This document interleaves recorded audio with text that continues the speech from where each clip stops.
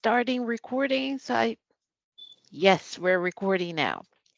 So this Sure. is such a treat for me to have with us today as a guest speaker in our classes, somebody who I've known for most of my life, which is insane to think about. It's so exciting to have her here, Shamis. She is somebody that has inspired me to become an English teacher. She has taught me a lot about being in English speaking countries, and she's a part of my journey, and I want her to share some experiences with you today.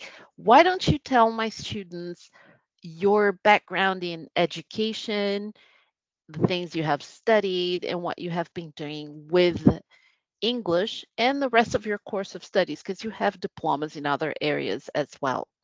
Please. Yeah, that's true. Well, actually, I started with my dolls. I started teaching my dolls as a little girl. I've always known I was going to be a teacher, actually. And I think I kind of taught you too when we were little girls, remember? Um, First of all, I majored in history. And so I'm a medievalist, a historian. Uh, and after that, I decided to study translation and interpretation. But since I had an exchange student program, I was an exchange student in the States as a teenager. When I came back, um, I started teaching English, first just basic English. But a little bit later, I started teaching all levels of English. And that made me feel like, okay, I want to study more. I want to prepare myself for, I don't know, larger challenges and bigger events in this area. I don't know. So I decided to get an international diploma. So I started with the first certificate. I don't know if you are familiar with the Cambridge exams. I don't know if Um, my students know about it. I usually, when they come to me, they have already studied for about 10 years, have been studying English, but just at school. So they don't know a lot about the certificates. They're the mhm. British ones, and I think the first certificate is a British certificate, isn't it? Yes, yeah. And there are the They are American all ones. Cambridge University certificates of English. So they are international and they are valid all throughout the world. Wherever you go and you have one, you can just, you show that you know English. So I think this is pretty good. So after that, I decided to start studying for the proficiency, which is something really, really important in our area, at least in Brazil. I don't know if it's the same in Norway, but here in Brazil, all the English teachers want to pass, to sit for this exam and to pass this exam. So I decided to start studying for it. First of all, when I lived in Vitória, and then when I moved to São Paulo to take translation and interpretation, I took some time off from this thing of exams and everything, and I started studying very much for my new, objective, which was, you know, um, becoming a translator and interpreter. So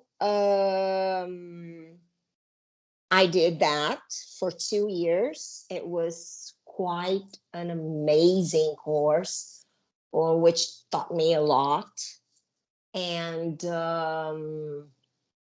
after that, I started working. Well, actually, while I was taking the course, I started working as a translator.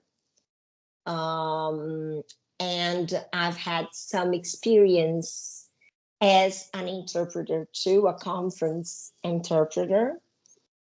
But I never stopped teaching. And I still do some translation work, but actually, I decided that what I really wanted to be was to be a teacher, you know? So I went on teaching at schools first in Sao Paulo, but um, as soon as I could, I became a self employed teacher and started having my private students and decided not to work for schools anymore. Um, the last few years, I worked for a teacher training school, which was pretty good for me because I taught students, which were teacher students, English teachers, and the best um, bilingual schools in Sao Paulo, like um, the most famous schools in Sao Paulo. So that was very nice. But this year, I decided to leave. And now I'm starting my own business in this area as well. I have my own teacher students. I'm starting with just one group this semester, but I intend to maybe have some more students maybe next semester. I don't know. But this is supposed to be something slow, you know? I've decided to just work on my own. Um, I guess this is it. Well, of course, later on, I sat for the proficiency, the C2, and I passed, of course. Now I prepare teachers to take the C2. This is one of the courses that I offer, the C2 course. This is the one I'm going to offer this semester, the only one I'm going to offer this semester, actually, because I have just one group right now. But I also prepare the students, the teachers to take the C1 and the first, which is now called B2, you know? So Right. because, So this is very, very important for them to understand. mm-hmm, In Brazil, there's a very small population that speaks English. A very small true. percentage of the population speaks English. Here in Mm-hmm. Norway, everyone, one way or another, they will speak English because they have it offered in school from first grade. But in Brazil, it is quite, it's like a luxury, really, to have that. So, Yeah, true. so when you train teachers, it's almost like you're spreading that knowledge and they are going to then teach others. So but it's still not at the level that we are here in Norway, for example, where everyone speaks English. You can't just go into a store in Brazil and expect people to know how to speak English. So that's the Yeah, difference, the biggest difference. yes, it's a big difference. I teach teachers who teach in the best schools, bilingual schools in Brazil. So I don't teach teachers who work in public schools in Brazil.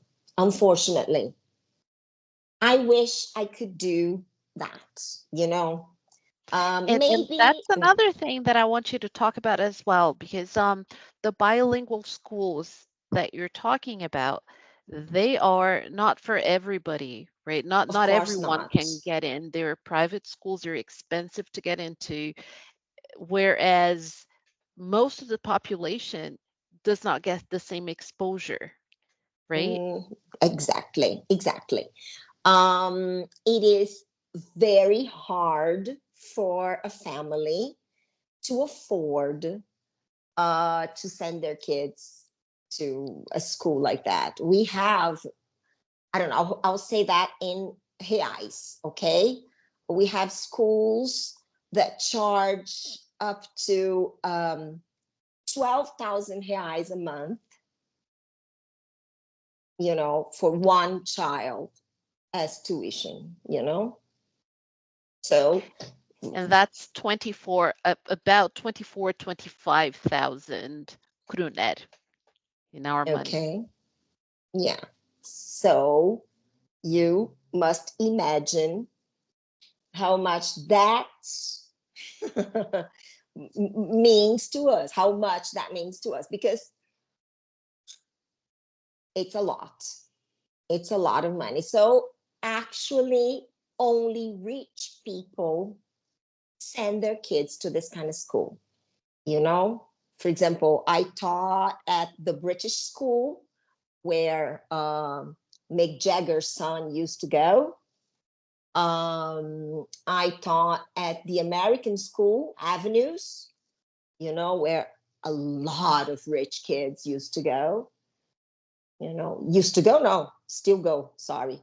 Mick Jagger's son used to go because now he doesn't go to school anymore. He goes to university, but a lot of rich kids go there.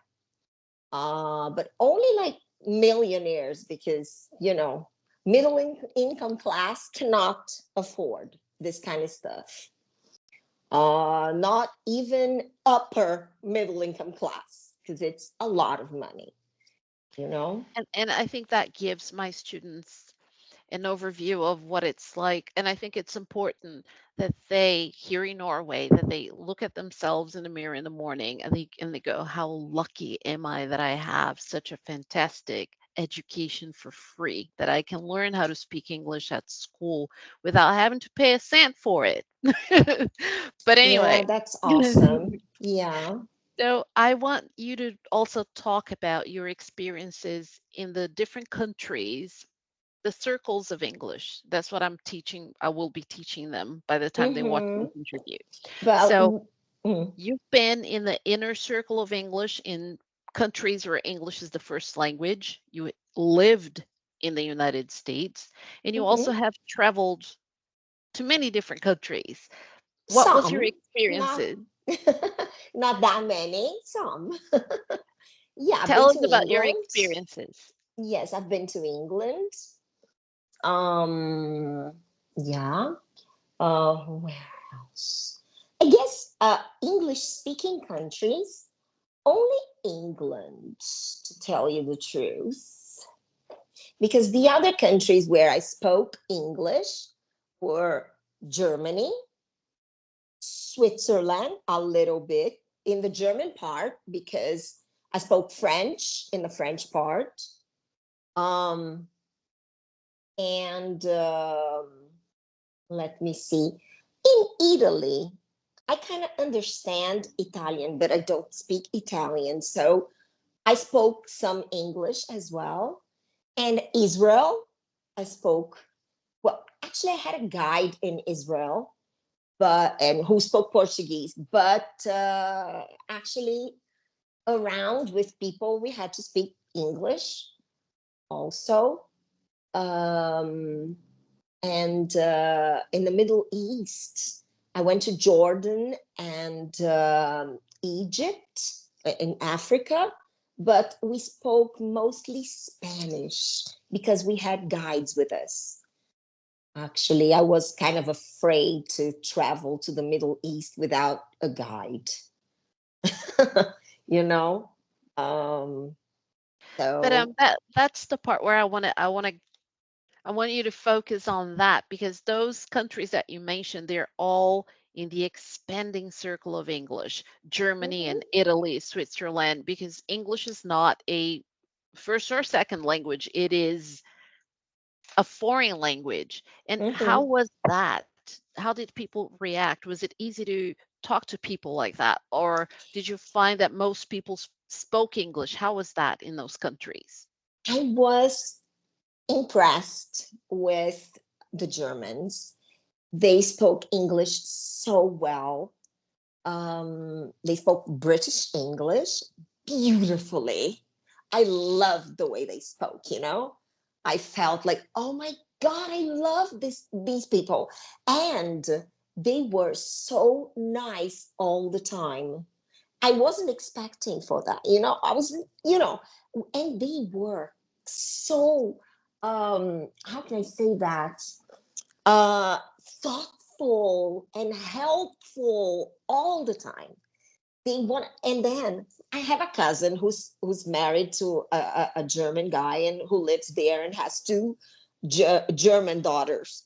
And I was at her home and she told me, no, they're not that nice. It's because they want to practice their English. And I said, oh, come on. Yes, you have very good English. So they want to practice their English. So I've heard that they really like to speak English, but they speak very good English.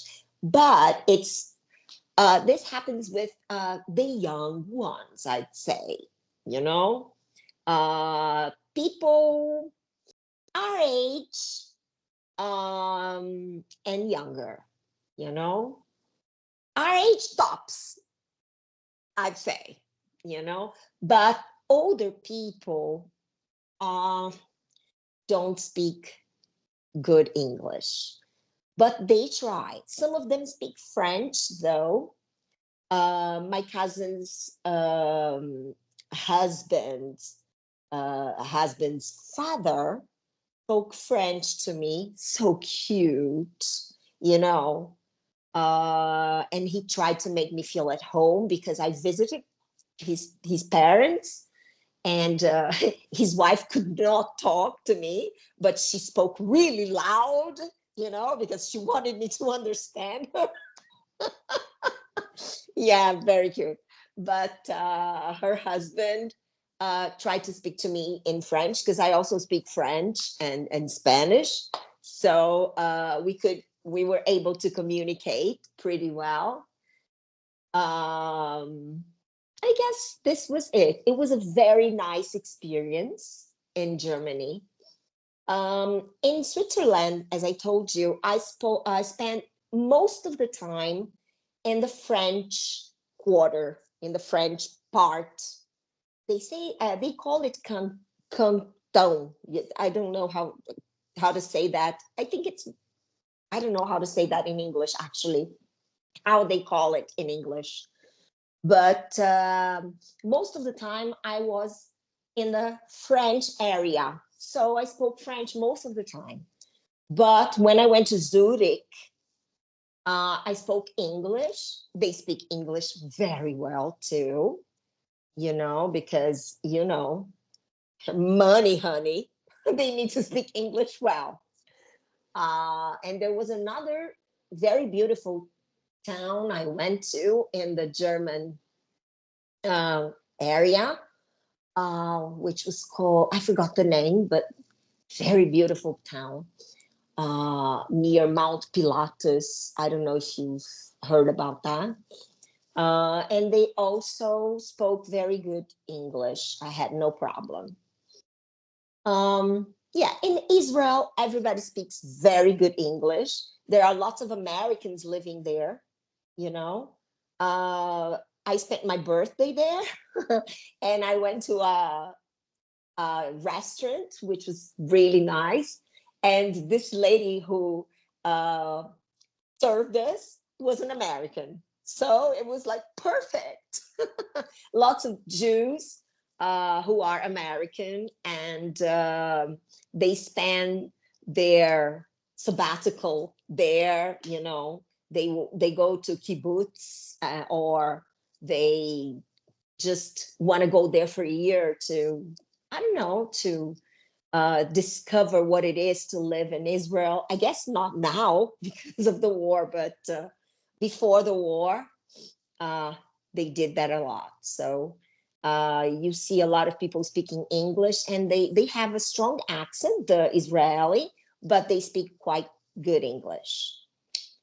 Yeah, I guess this is it. And in England, of course, when I arrived there, many people asked me if I were American, but yeah, it's okay because it's their language. So I hear yeah. you. It's a fantastic set of experiences that you have, because then you can reinforce what I'm trying to sell to my students here, how important it is for them to know English and know it well so they can travel in most countries. And they travel a lot here in Norway. They love traveling, so they will use their English somehow. I want to talk about the United States and what's happening in the world right now. Trump Sure. was shot, but he survived. Now he has already appointed his VP and JD Vance, and now we have Kamala Harris. I want to hear your Yay! opinions about all of that. Um, I've always been a Democrat, you know. Uh, when I was in the United States, I was, so into their politics with my friends because I'm a very political person. I get very involved here too. Um, and here in Brazil, I'm also a more left winged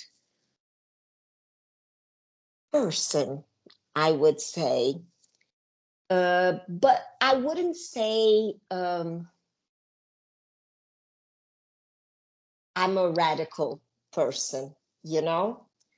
Um, I would not vote for Trump because um, I'm not the kind of person who likes uh, far right politicians or radical politicians. I actually I've always preferred Democrats to Republicans. But there were some very good Republican presidents who were not as radical as Trump. In my humble opinion, Trump is uh, a radical politician who uh, believes in something that doesn't exist anymore. You know, I feel that people who like him and who support him are people who live in the past. Many people who feel that they should have got something they didn't, you know, that, some kind of frustrated people that think that they should have gotten more out of life than what they did. I hear you. Are you referring to the Make America Great Again slogan? Yeah, that's right. Because this Make America Great Again means make America great again without foreign people, without Latin people, without Black people, without gay people, without all the minorities, without women, without competition. So this man, especially, not only men. I'm sorry, I'm not saying that it's only men, but a lot of people feel that they didn't get, you know, uh, further in life because of women competing, Black people competing, Latin people competing, gay people competing, and that these people should not take their place, you know? And I totally disagree with that. Um, they should they should think that maybe they didn't get this place that they were aiming at because they were not the best candidate for the position, you know. Right. They So I'm trying to bring this to what they are studying right now. And there's a lot of talk about people getting a position based off of diversity, a diversity hire. And there is a lot of talk about that, the positives and negatives with that. As a person of color, I can say that I can see all the positives. But is that what you're referring to on the philosophy that passes for the truth when Trump I talks am, about it? especially in a country like Brazil, okay, but also in a country like the United States, I am totally for quotas. I don't know your opinion about it, okay, but I am totally for quotas, you know? Uh, but uh, but it's just a way uh, to help mitigate injustice because people are not born with the same opportunities in Brazil, unfortunately, you know? And I'm talking about my country. I'm not even talking about the United States right now. I'm talking about my country, Yeah, you so know? you are all for the diversity hire happening in Definitely, Brazil. But over here definitely. in Norway, that doesn't exist. So Mm-hmm. I Lucky am very you. fortunate. Yeah, I'm very Lucky fortunate. you. I'm very Lucky. fortunate that I got a position as a teacher in spite of not having the opportunity to do it with a diversity hire. That is not an opportunity here. But so that is one of the things that people want to understand. Why do some people like Trump? Why do some people dislike him? So there are the things that you mentioned, but there's also a sense that when he was president, the economy was better. That's what people tell me. They tell me, no, I like him not because I'm not going for all the racist and misogynistic stuff that he says, but I'm going for him as the politician that he is and what he did for the economy of the United States. That's what people tell me. But that whole philosophy that you mentioned before and what he stands for is something that can be very offensive to a lot of people. I know. I know. So, um, maybe uh, we shouldn't even, you shouldn't even show this to your students, this part. I don't know. But I was honest. That's how I feel about it, you know? It's very important for them to hear the opinions of everybody. Like I have interviewed people who are pro Trump and Mm-hmm, they explain to me the reasons why they like. I'm just here to listen and show my mm-hmm, students where everyone's coming from. I don't have a dog in this fight. But it's important for them to understand. So if you mm-hmm. had to bet right now, who do you think's going to win? Is it going to be Kamala or is it going to be Trump? Uh, I think Kamala has a very good chance. I think in a couple of years, um, there won't be a chance for somebody like Trump to win in the United States anymore, you know, because white people and they won't be majority anymore. This is changing. Latin people, foreign people, black people, gay people, and I don't know, progressive people are becoming the masses. You know, the whites are still uh, the majority, but they won't be for very long. So maybe this is the last or one of the last elections where when Trump or somebody like him is still a threat. That's what I feel, you know. In a few years, nobody will vote for somebody who is a misogynist person and a racist person, and who thinks like Trump.